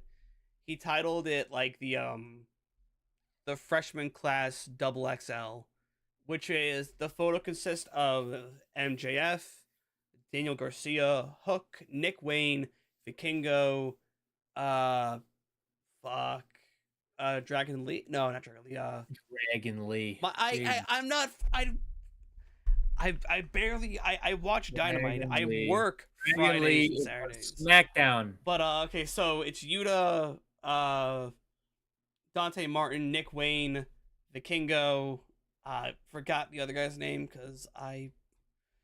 Yeah, it's Commander Isaiah Cassidy, Dante Hook, MJF, Daniel Garcia, Nick Wayne, Kyle Fletcher, Wheeler Yuta, and Vikingo. It's an insane photo. Yeah, it's a cool picture. It's the future of AEW, and soon to be WWE if they all leave. Yeah. So anyway, also on Collision we have the Righteous and Lance Archer versus Adam Copeland, Sting, and Darby. That should be pretty good, and I believe that's the only thing announced for Collision as well. I think. But anyway, it's time for the main event. We had Switchblade Jay White versus Mark Briscoe in his first match back on Dynamite. And this was an excellent match. Really, really enjoyed this match. There was even a near fall where they almost got me from it. Holy shit. But there was no shot Mark was winning. But this was incredible. The shit with Mark and Juice on the outside, they have to get those two in a fucking program. That would be must-see television. Just two fucking out of their mind fucking goofballs going at it. The best was when Mark fucking tried to get at Juice, and Juice is fucking going bang bang. He's flipping him off. He's going bang. He's fine. But this match was excellent. This was a very, very great TV main event. I really enjoyed this match between Jay and Mark Briscoe. The finish ended up where Mark was giving Jay the redneck kung fu, but Jay hit him with the sleeper, and then he did this new DDT that he hasn't done before. Oh, and there was one point in the match where I have to bring this up because it was fucking awesome. Juice starts yelling at Jay, "Jay, Kiwi, Kiwi, show me the Kiwi." And if you don't know where that's from, back in New Japan when Jay had his big matches and Gato was on the outside. Gato was Jay's manager for his entire run as the Bullet Club leader. Gato would yell at Jay, "Show me the Kiwi, Jay. Show it to me. Show it to me." So Jay has a move called the Kiwi Crusher because he's a Kiwi, he's from New Zealand. And every time Gato would call for it, he would do it. And it would almost never miss. And fucking Juice is yelling at him, "Show me the Kiwi, Jay. Show it to me. Do it for Gato." I'm like, holy shit. This is fucking awesome. They got to do this more. Do it for Gato. Show me the Kiwi. And then he did the Kiwi Crusher. So I love that. But yeah, he hits this new DDT. He hits Mark with the Blade Runner and wins the match. After the match, MJF comes up. He runs to he fakes him out with the entrance. He's in the back. He takes out Juice, Austin, and Colton. Jay is about to hit him with the belt, but he rolls out. Let's go out. Well, wait. MJF, Right, yeah. MJF promo on Jay, and he's basically saying, "I'm fighting for Adam Cole. I'm fighting for everybody watching at home. I'm fighting for all these people, and because I'm not a scumbag. I'm their scumbag." And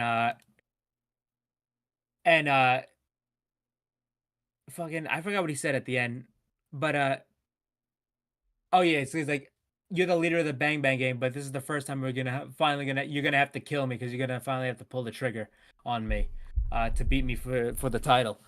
But after this promo, the lights go out. We see in the back, the Acclaimed and Billy Gunn that he has getting jumped by 4 masked assailants. They beat up Max, they beat up Daddy Ass, and then we finally got a fucking clue, and we probably got a confirmation of who the devil is. We don't know who the assailants are, but we definitely have a big clue on who the devil is because Anthony Bowens was thrown through some fucking glass. Cry me a river. And so this was the biggest clue we've ever gotten. Yeah, I actually saw a tweet a couple weeks back about this. The devil mask came up on the screen. It went black. MJF ran to the back. He's like, "Fuck, dude. Oh shit." So Samoa Joe's like, "Look like he needs some friends," because Samoa Joe's trying to weasel his way in, and that's how they went off the air. Here's what I was going to speculate with this segment. I was still gonna start leaning towards like this idea of Adam Cole still, because if you think about it, and it could be Kyle, Roddy, and the Kingdom, 4 people right there. But no. But just hear me on. Just let me land on it. You have this like pretty much a setup of, man, Roddy and the Kingdom are pissed. Pretty much know that they got picked over for that trios match. No, for the 4-way match. The 8-way. You can lead into there. Adam Cole, as far as we know, has always been stringing MJF along. That has been our assumption the entire time. How would you justify them attacking Jay weeks before that fucking tag match? It's just Cole's mastermind thing. I'm completely out on it after this. This shit to me, if this ain't fucking Jack Perry, I don't know who is. Have you seen? Suspended? No, he's not. There's no way. No, because indefinite suspension, it could be up anyway. They don't have to tell you when it is. Him being thrown through fucking glass was pretty fucking a good indicator of who we're dealing with here. Now, do you want to know like what I've seen? Everyone's fucking Pepe Sylvia, Always Sunny with Philadelphia, Dartbird shit. This is not David Finlay and the War Dogs. No, I'm not saying that. Like everyone's fucking conspiracy theory. I'm saying that whole theory of David, that's out the window. It was that's a good theory when we first had it. Yeah, it was a solid now that theory. because it was Jay White and all that. Now that the Acclaimed have been attacked, that's done. Now, so with like, have you like I know Christian, you probably haven't seen it or paid attention to it. Mike probably has seen it. It'll float up on Twitter and on Facebook.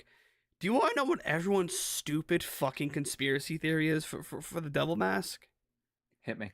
CM Punk. Britt Baker. Oh. Everyone's stupid fucking thing. Oh, because he does the static. Oh, he has similar mannerisms. No. Listen, if anybody's saying there thinking it's fucking CM Punk, the Special Olympics are about 2 months away. So there you go. If it's CM Punk, this would go down as the greatest work in history. But it has to be Perry. I mean, who else is it going to be? The only thing that I can't wrap my head around is who the hell are the 4 people then? If it is him, that's because that goes like so against his character. Wait, what? What? Not anymore. What happens if Elise? Okay, that was probably he's got money. Choice. Hollywood.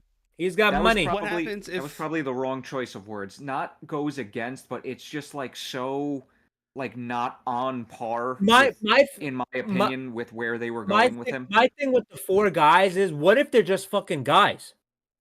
What if they're just? That could be a thing too. That was my thing. Certainly an option that's still on the table. What if they're just fucking guys that Jack Perry just paid and said, "Hey, just fucking jump this nigga"?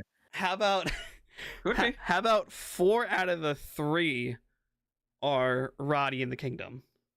Just to fuck with MJF. But why would they? You mean 3 out of the 4? 3 out of the 4. Suck my dick, Mike. What business do they have with fucking Jack Perry? Jack Perry's paying them to fuck with MJF. But that's the thing, though. That's the thing. Hollywood money. You brought it up. No. That's what I'm saying. Is what I don't understand is if they have a problem with him, just fucking attack him. What do they need to wear masks and shit for? It's still fuck with his head. Why would they need to go with Jack Perry when they are already with Roddy? Yeah, I'm saying that would be kind of a useless. Yeah, if it's Roddy in the Kingdom, they literally right now could just go jump him. Roddy got physical on Collision.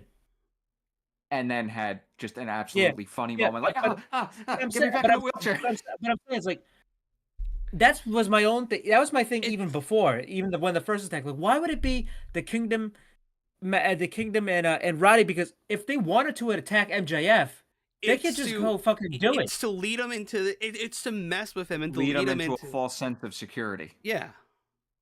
With what? Well, because they're clearly not attacking him. They're attacking everyone he's involved with. Well, because remember, one thing that can't go forgotten was when they initially started doing the MJF Adam Cole alliance before it was really an alliance. But also then too, call back to their post to Cole's and MJF sit down backstage at Wembley. The Devil Mask. The Devil Mask and yeah. It was in Cole's locker. My thing about it is, obviously, if they want to attack him, I think they could. But that's the thing. Yeah, to get him into a false sense of security. But wouldn't they want to be his? I mean, obviously they want to be his partner. But all signs are saying that Samoa Joe is going to end up being MJF's partner for this match. And yes, it's probably going to be Samoa Joe. I think it'll make a lot more sense for if the masked men were Roddy and them, that Roddy would be his partner. Because then he's in a false sense of security. He feels secure because he finally has Roddy next to him. And Roddy is going to be his partner, so he trusts him on the behalf of Adam Cole. Then, it would make sense. Where okay. I think as far as we know, maybe it could lead there in the next week. I completely am out on them right now. I see where you're coming from. It's not like and that's I don't. A lot of people aren't thinking about this too. Jay White was attacked. The claim were attacked today, but Jay White was attacked first. What fucking business does Roddy have with Jay White? Trying to. He has no business with him. MJ, the only business Jay White has with any of this is fucking. He's a victim of circumstance while being involved with MJF. Roddy has no alignment to Jay White. Or the Bullet Club Gold. There's no. That's the one thing. But here's the thing. Yes, Roddy has an alignment to the Acclaimed because there was the whole fiasco of who MJF was gonna pick. But Jack Perry has no alignment to anyone. That's where I'm coming from. He has no alignment to anyone, so it doesn't matter. He only has an alignment to MJF because during the Four Pillars feud, MJF told him, we could run this place together if you just listen to me or take after me. MJF is a babyface now. Jack Perry is taking after him. He said, fuck, dude, this guy's a babyface. I'm going to take after him now and do what he did. And what is he doing? He's fucking with MJF. He's fucking with his guys. He's fucking with his opponents. And he's taken the role that MJF had that he offered to Jack Perry for himself now. Sure, the other cronies, we don't know who they are. They could be just guys. They could be somebody else. We don't know. But Jack Perry has a fucking reason. He was told to do this. He was told by MJF himself. He was advised. Yeah, if you follow me and what I did and what I am doing, you will be successful. And what is happening? I swear to God, if they had this all planned out from day one, they're geniuses. Yeah, if you follow me, you will be successful. We have not like to know the answer to this question though. We have not seen him since Wembley, and we have not seen him since Wembley and the full fucking Punk shit. But let's dive deep here. Question first. Where is Dynamite going to be November 2nd? Los Angeles. Chicago, Illinois. Oh, Chicago. I thought it was December 2nd, you mean? November 22nd. Okay. It's going to be AEW Dynamite. Sorry, you said November 2nd initially. Sorry. Sorry. The show after Full Gear is in Chicago, Illinois. Oh, that's the day after my birthday. What better place to debut the guy who got Punk fired? Guy to come. Well, no, he probably debuts at Full Gear, but to get the explanation promo, who the fuck shows up with a glass-shattering entrance? Jack Perry. This is all lined up here.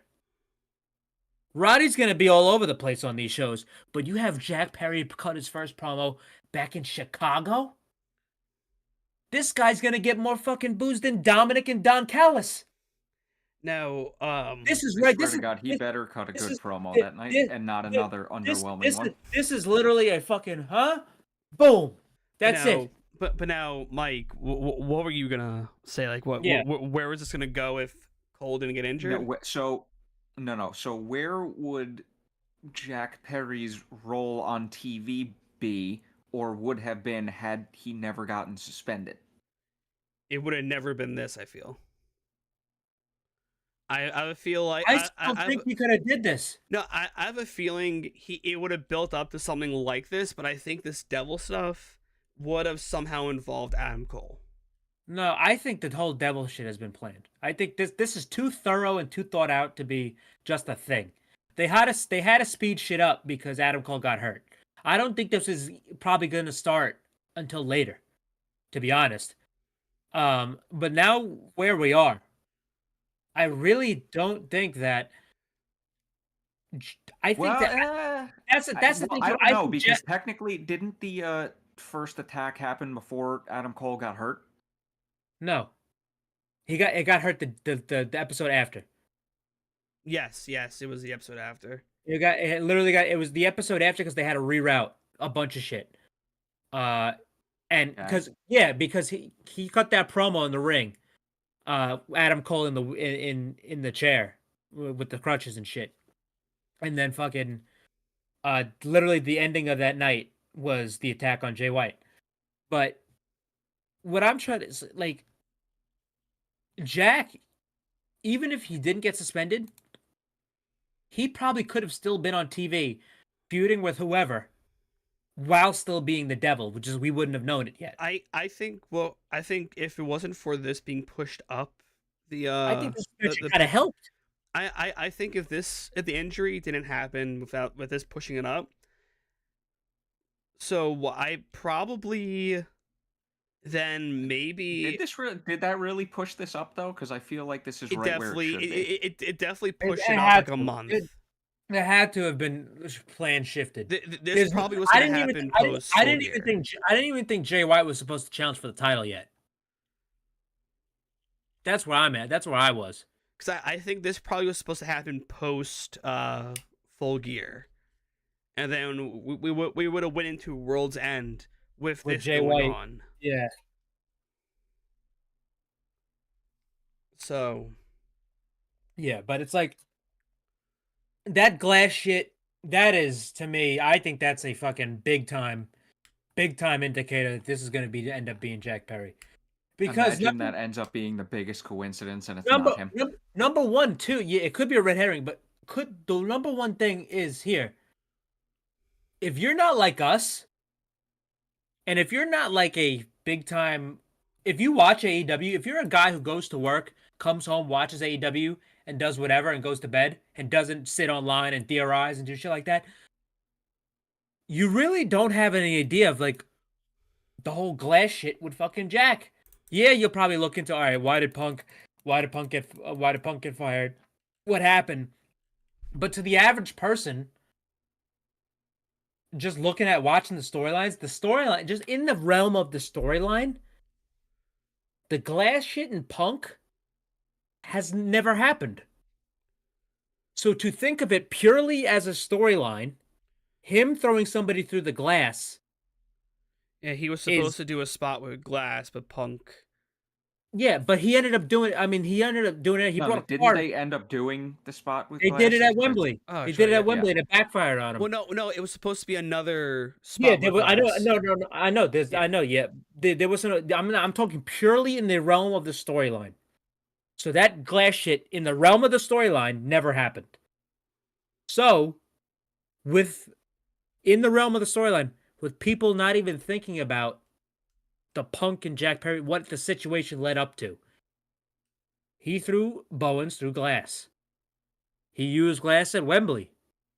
Obviously, they're playing off the shit with the Punk stuff and how he wanted to use glass. Obviously, they're playing a role to that, but purely in the storyline, if you don't know anything about that, this was just another attack.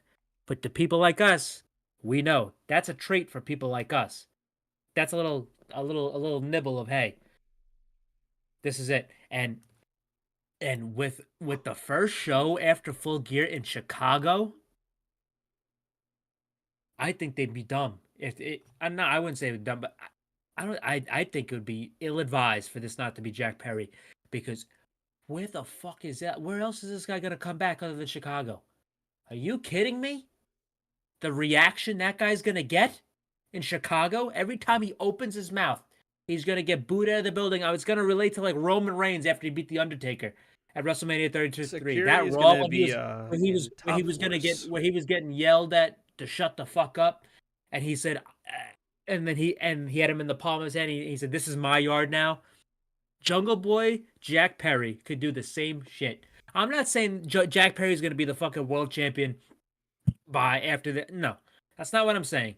I'm saying that this guy is far and away the top contender to be the attacker. Brings out the world title with the X on it, throws it in the trash. Yeah, he has, just due to evidence that we have seen and how shit is lining up right now, because that Chicago show, that is the biggest fucking supporting evidence that I have of that this being Jack Perry. Not even the glass. Just that Chicago show right after Full Gear. This shit gets revealed at Full Gear, and then he has his first promo in Chicago. I don't know. I don't know any way. I don't know any other way to put it. Or I'm gonna pull it back to what you've always said when I would theorize, Christian. The guy under the mask will be revealed when it happens. When it happens. That's why it is. Yeah, it's when it really happens. When it happens. So like for like, hey, the Jack Perry is a good theory. Even like I know it's so dumb and shit, but even like the Adam Cole theory still has legs to stand on. Everyone's theory besides CM Punk has legs to stand on. Because everyone, you could always pull it up to this person wants this done, that person wants this done. But I think the only two strong contenders are an Adam Cole theory and the Jack Perry theory. That's just my own personal opinion. And that's another thing too about Jack wearing the devil mask. He's the devil to a large portion of the fan base. He's the fucking devil. He is the catalyst. He is the fucking apex of why their fucking hero is gone. I want, like, you bring up with Jack, but I want this. For Jack's, one of his first few words should be, the greatest trick the devil ever did was to prove people I wouldn't do that. I wouldn't do that. No, because they're using that shit too much. MJF already used it. Fucking Punk, they use it in Punk's. No, it's but with this, because one, like, it would make it would be corny as all hell. No, I would just like I just send him out there saying, and then he's getting booed to death in Chicago saying, "Cry me a river," and he fucking leaves. That's it. That's all you need to do. Because we know we're not, the fans ain't fucking stupid. Actually, a lot of the fans are fucking stupid, but we're not fucking stupid. It's like I just would like for him to do the greatest trick the devil ever pulled is to prove people he didn't exist. Have that be like a shirt for him. It's overused, but they use it for Punk. They use Jack it for Perry. They don't need to use it that much. But for Jack Perry, especially in Chicago, it fucking works. Yeah, but so does fucking the shit he already made. Cry Me a River is his thing. It's not Punk's thing. It's not MJ. It's his. Let him be him.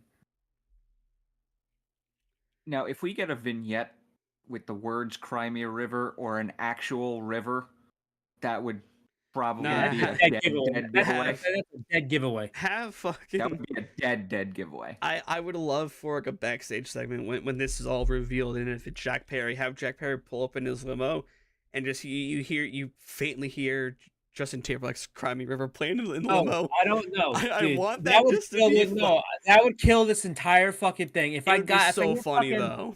No, if I hear fucking Justin Timberlake, I'm never gonna take Jack Perry seriously ever again. This motherfucker better show up to fucking Welcome to the Jungle or Beethoven. There's no in between.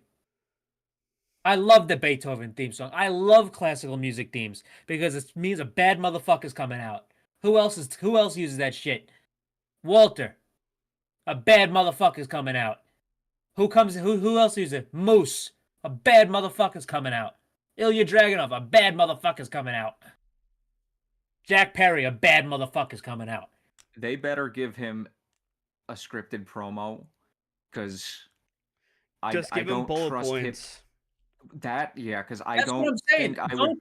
Because I would not trust him on a live mic to cut this type of promo. I think his promo kills. He doesn't have to cut a promo. That's the thing. He does not have to cut a promo. The fans are going to cut a promo. He's going to have to eventually. Well, yeah, eventually. But the fans are going to cut the promo for eventually. He just has to open his mouth, and they'll boo. Cry Me a River or whatever he says, and he fucks off. That's it.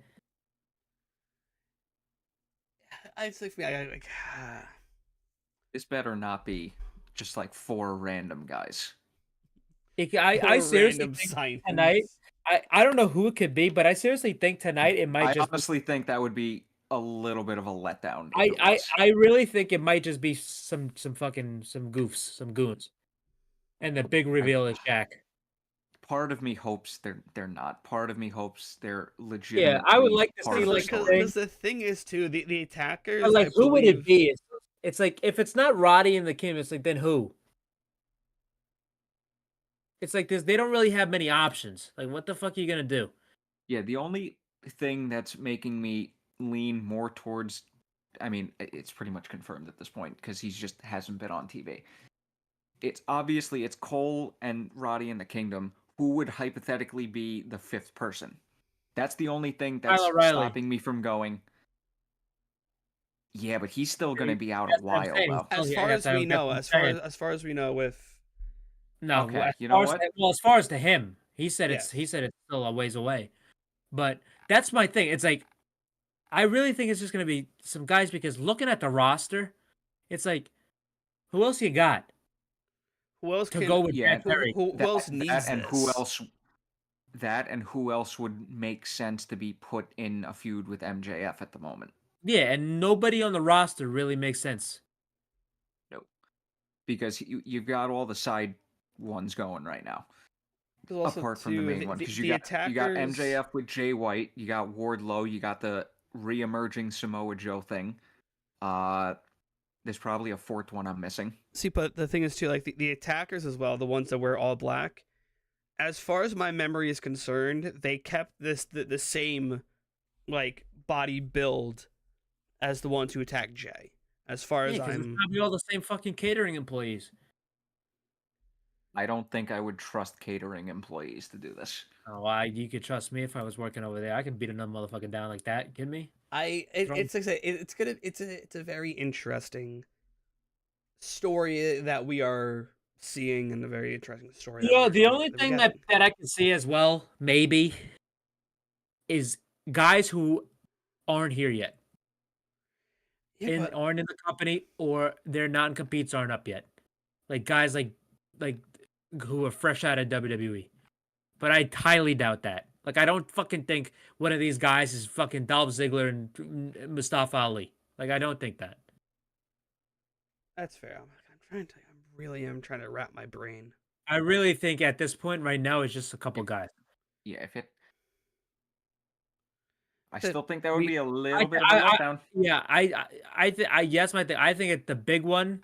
I think it's because I think they feel like the big one is the devil. Who's going to be the devil? I am 100% certain we are going to get a reveal at Full Gear. I think if it's Jack Perry is happening at Full Gear, there's no way they can't do that. I would love for them to turn promo in Chicago to imitate All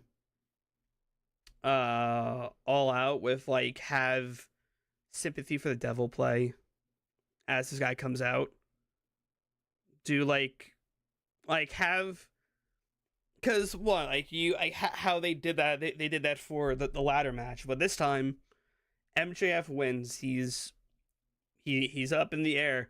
Fuck, if Cole's able to travel, put him front row or put him on commentary for that match.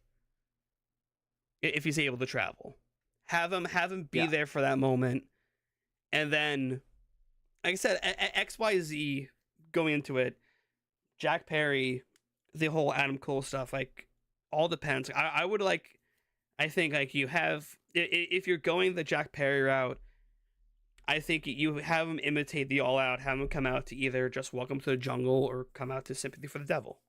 See, that's the one thing about if it's Welcome to the Jungle, that would be another. That would give it away. Yeah, it'd be dead giveaway. Like I don't know why I said that earlier. I actually wouldn't want that because I want him to be as distant from Jungle Boy as possible. So yeah, this is so weird because like he just underwent a character change, and now all of a sudden he's gonna kind of go through another one. No. This is similar character. He'll just be a piece of shit. No. It's not because he went from. It's more extreme. No, because. Yeah, well, because he went from, like, the tag team, nice guy, cool hair, I mean, kind of comes off as a prick, but he's a good guy, to all of a sudden, now he's embracing the scumbag, prick, Hollywood guy, and now all of a sudden you're going to take that and then bring it all the way down to the satanic level, kind of. Yeah. I don't know. I don't know if that 100% works. We'll from see. That standpoint. How about this? We'll see. Let it play out. Yeah, we'll see. As long as it's good. Yeah. I think we get one more. If they fuck it up, it's gonna be bad news for Jack Perry. if it is heavy, which it probably is. Rest of the week, Sweeksky. Oh yeah. The rest of the week, Mark Briscoe. Nothing wrong with that, Mark. Nothing wrong with that, indeed. Honestly, Christian, I have no one, so that's not acceptable. It's your turn. It's my turn. I mean, I'm not gonna steal anybody, so you always don't want to go last, so come on, man. Yeah, the one time I want to fucking go last, you don't let me. Precise. All right, you know what? Let's go Swerve Strickland for having yet another banger. I'm gonna give it to Mariah May, making her debut. I had a feeling that's who you were gonna pick. Mariah May. But all right, folks, that will do it for this week's injection. Depending on my travels, because I get home on Wednesday next week, I'll be in LaGuardia, so I'm probably going to be watching AEW on my phone as I am on my way home. So if I'm not on here, then that's why. If I'm on here, then, well, I'm a fucking psychopath who loves to hurt myself. I digress. But okay, guys, thank you all for watching. We will catch you next week. And yeah, goodbye. And mute the mic.